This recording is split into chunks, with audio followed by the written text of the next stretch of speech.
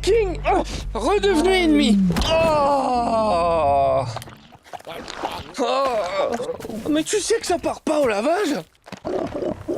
Bonjour, je m'appelle Simon Noto, je suis là pour Dragons et bienvenue chez clap.ch. Simon, contrairement au premier Dragon, celui-là, Dragon 2, How to Train Your Dragon, Second, ça a été prévu pour la 3D, contrairement au premier qui a été converti pour la 3D. Quels ont été les défis, quelles ont été les difficultés? En fait, on les a fait tous les deux pour la 3D, dès le début. C'est un processus qui fait partie de notre production maintenant depuis 5-6 films à DreamWorks. C'est-à-dire qu'on commence, en fait, on revoit les films en 3D, on les crée en 3D, ça fait partie de notre processus. Là, il y a des caractères, des personnages qui sont développés. Il y a aussi l'importance de leur donner vraiment une référence humaine. Comment as-tu travaillé là-dessus en te référant à quels animaux? Ça revient au premier film. Il y avait, dans le premier film, on a réalisé qu'on a une opportunité de créer un monde de dragons qui n'a pas été fait avant, en fait, en animation.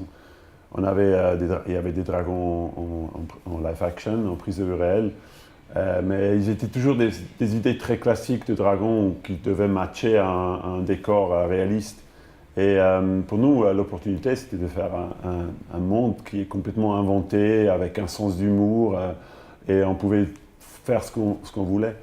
Et c'était une opportunité donc, de créer ce monde avec des dragons complètement différents. Dragons.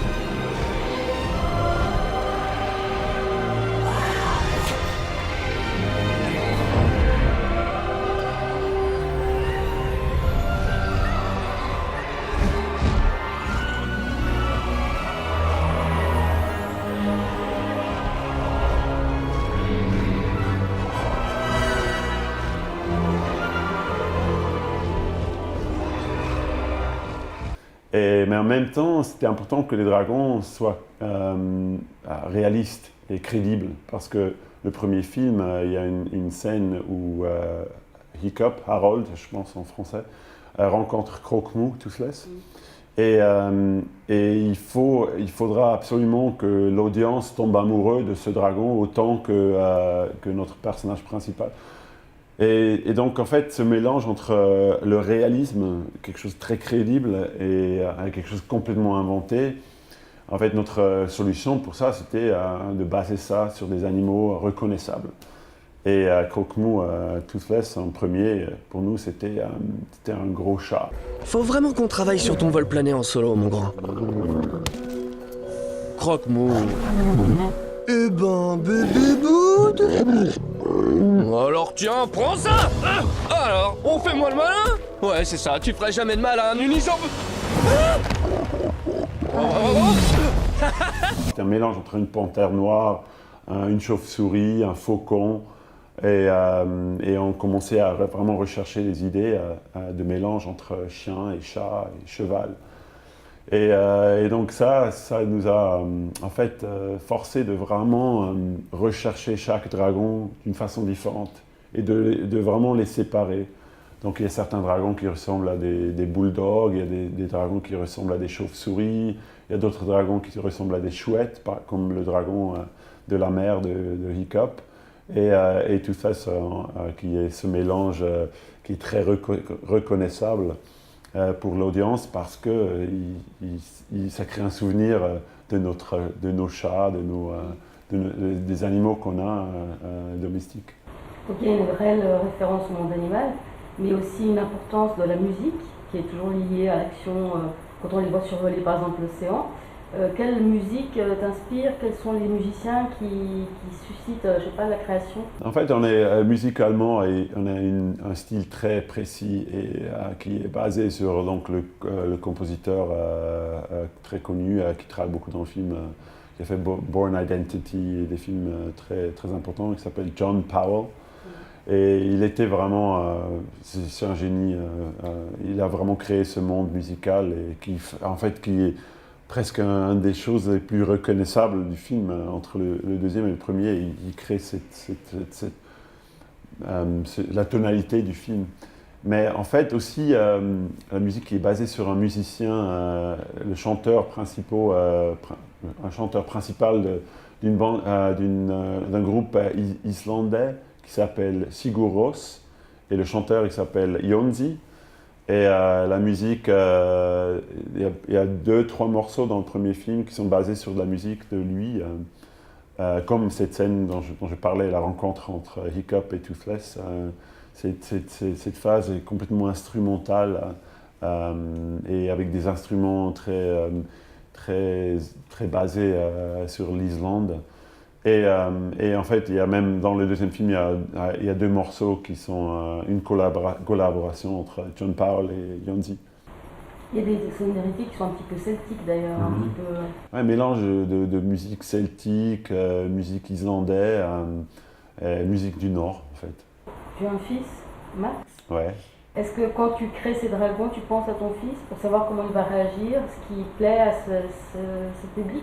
Oui, en fait, c'est comme un peu un guiding light, quoi, de savoir que ton audience, en fait, est un peu tout le monde. En fait, il y a des jeunes, des gamins de 5 ans, et aussi ma mère et mon père. En fait, j'ai une anecdote qui est peut-être intéressante. Dans le premier film, dans cette rencontre entre Hiccup et Toothless, il y a un moment donné où Toothless il fait une réaction, il essaie de sourire, mais il n'arrive pas vraiment parce que ses muscles ne sont pas créés pour faire un sourire. Et c'est un sourire qui imite Hiccup. Et en fait, je me rappelle, c'était pendant que mon fils avait 1 an peut-être, il était très très jeune. Et je me rappelais quand il était bébé, en fait, il arrivait à imiter nos expressions. Et je me rappelle ses premiers essais de sourire, c'était un truc un peu... Et en fait, on a mis ça dans le film. Donc il y a plein d'inspirations de notre vie qui se retrouvent dans le film. Justement pour Dragon 2, tu as développé les expressions faciales, disons les marques, les sentiments dans la chair. Est-ce que tu peux développer pour les internautes en quoi consiste ton travail justement chez DreamWorks? Je suis chef animateur, le titre exact est Head of Character Animation. Et mon rôle, c'est d'être le bras droit du réalisateur en tout ce qui concerne les personnages. C'est-à-dire, je travaille dès le début avec le réalisateur et les designers sur les personnages. On fait d'abord des dessins, on essaie d'explorer ce que ça devrait, comment ça devrait peut-être se développer. On essaie de comprendre l'histoire, les thèmes, les intentions et aussi le jeu d'acting que ce personnage devrait avoir. Donc pendant cette phase qui dure peut-être 1 année et demie, on crée tous les personnages, on les modélise, on met les armatures, c'est-à-dire que les contrôles qui nous permettent de bouger les personnages. Et ces contrôles, en fait, sont très compliqués. On a des personnages, des dragons, par exemple, le dragon de la mer de Hiccup, il a 7500 contrôles qui nous permettent de bouger ce personnage. Donc c'est très complexe en fait, c'est des machines qui sont très complexes et très chères à produire. Avec le montant qu'on dépense sur chaque personnage, sur un personnage, tu pourrais t'acheter une belle voiture. Et en fait, donc ça prend 1 année et demie et à la fin de cette période, on commence à vraiment jouer scène par scène. C'est-à-dire, on prend une séquence, on essaie de comprendre les intentions des personnages, qu'est-ce qui est divertissant, quelles sont les intentions des personnages, et on commence à les jouer scène par scène. Et ça dure 1 année et demie, 18 mois, jusqu'à la fin de la production. Donc moi, j'ai travaillé sur le film pendant 3 ans et demi. En fait, on a fini le premier film et j'ai tout de suite commencé à travailler sur le deuxième film. Avant, les dragons nous posaient quelques petits problèmes. Mais aujourd'hui, ils sont venus vivre avec nous. Je t'ai dit à quel point t'es belle aujourd'hui? Non, c'est vrai? Et le premier travail qu'on a fait, c'était quelque chose la partie qui est peut-être la plus intéressante pour nous, c'était de prendre les personnages du premier film et on les a agrandis. C'est-à-dire qu'ils sont 5 ans plus âgés. Et ça se fait très rarement dans l'animation. On a vu ça avec Andy sur Toy Story 3, mais c'était pas un personnage principal. Et là, on a fait ça avec tous les personnages. Ils sont âgés de 5 ans. Et c'était quelque chose qui rendait le projet incroyablement intéressant pour nous. Parce que tout de suite, en fait, on se retrouve un peu dans le monde de Harry Potter où, en fait, l'audience agrandisse avec les personnages dans le film. Et justement, est-ce qu'il y a une corrélation entre les personnages, puisqu'ils évoluent, ils grandissent, et les voix, les doublages, puisque maintenant il y a Cate Blanchett qui arrive sur le film. Est-ce Oui. que vous vous adaptez? Oui, on s'inspire en fait. Cate Blanchett est un très bon exemple. Elle a une telle présence, elle a un mélange entre une autorité et en même temps elle est une douceur, une intelligence, et c'était parfait pour ce personnage. En fait, ce rôle a été écrit pour Cate Blanchett parce que quand on était nominé pour un Oscar avec le premier film, le réalisateur, il avait déjà écrit une première version du scénario. Et aux Oscars, en fait, il est allé voir Cate Blanchett parce qu'elle était là pour un autre film, pour représenter un autre film. Et il a demandé, je suis réalisateur de How to Train Your Dragon et j'adore ce que tu fais et j'aimerais bien t'avoir dans mon film. En fait, j'ai déjà écrit un rôle et commencé à décrire le rôle à Cate Blanchett pendant un cocktail avant les Oscars. Et tout de suite, apparemment, elle s'est mise à jouer le personnage et à donner des idées. Elle a dit que en fait, ses fils adorent le film et s'est mis d'accord. Donc, normalement, en fait, nous, on crée les personnages bien avant qu'on a choisi les voix. On fait des designs, on essaie de comprendre le personnage. Et à partir de ça, le département casting commence à chercher des acteurs. You're right, you win. He's down! Oh, and it's ugly! Dragons and Vikings! Enemies again! Locked in combat to the bitter... Oh!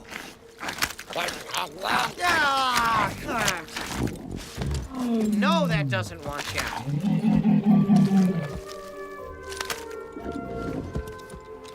Pour Djimon Hounsou, le personnage de Drago, du méchant, c'était l'inverse. C'était quand on commençait à travailler le design et petit à petit, on savait plus ou moins où on allait. Et c'est là où on a trouvé le personnage.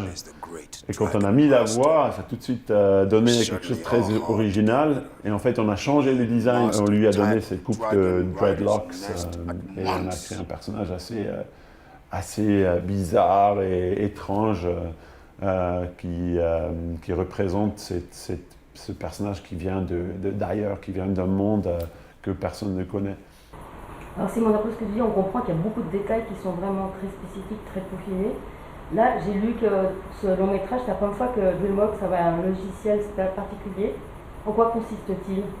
Le logiciel, c'est un peu comme pour un écrivain qui doit écrire toute son histoire sur un vieux téléphone qui fait 1 pour avoir la lettre B. Et maintenant, on est passé à quelque chose qui est intuitif, qui interagit, en fait, où l'ordinateur est presque travaille plus rapide que toi en tant qu'animateur. C'est-à-dire, si je change quelque chose, tout de suite, il réussit à recalculer la scène. Et en fait, moi, maintenant, je retourne à travailler avec un stylo et en fait, j'interagis avec les personnages en high-res, ils sont comme ils sont dans le film. Et en fait, on a fait un progrès énorme dans les 4 ans depuis le premier film. Et en fait, le studio a collaboré avec des compagnies comme Intel et HP pour créer ce logiciel qui est maintenant... en fait, ça remet le pencil dans la main de l'animateur. C'est-à-dire qu'on interagit avec le personnage d'une façon beaucoup plus intuitive, beaucoup plus directe. On peut essayer des choses. On n'a jamais à attendre l'ordinateur pour nous donner le résultat de notre travail. On n'est jamais interrompu et le travail est beaucoup plus artistique maintenant que ce que c'était avant. Et la technologie, en fait, c'est un processus qui se fait un peu en décor, en fait. C'est que nous, on travaille directement avec les personnages et on oublie la technologie presque. Donc ça c'est la différence entre le Dragon 1 et Dragon 2. Comment on sait que le réalisateur va poser ces conditions qu'il y ait une trilogie? Est-ce qu'il y aura encore une différence technique dans le travail pour le Dragon 3? Je pense qu'on continue à pousser avec cette technologie. C'était la première version et ça nous a permis de faire plein de choses. Comme par exemple au niveau du design, juste les détails que Hiccup il a dans son outfit, ses vêtements, tous les petits gadgets, toutes les choses qu'il porte avec lui pour illustrer quand en fait, le temps a passé et qu'il a vraiment perfectionné sa façon de découvrir le monde, sa façon de voler avec Toothless. Et donc cette technologie nous a amené à un nouveau niveau. Et le troisième film, on va continuer avec cette évolution, en fait. Tu crois tout savoir sur les dragons, je parie. Voilà un aperçu de ce que tu ne sais pas. Je vous connais, vous? Non. Tu n'étais encore qu'un bébé. Mais une mère n'oublie jamais. Incroyable. Tu les recueilles? Les opportunités maintenant dans l'animation sont tellement incroyables et intéressantes pour nous les artistes, c'est que en fait on n'est plus limité par la technologie.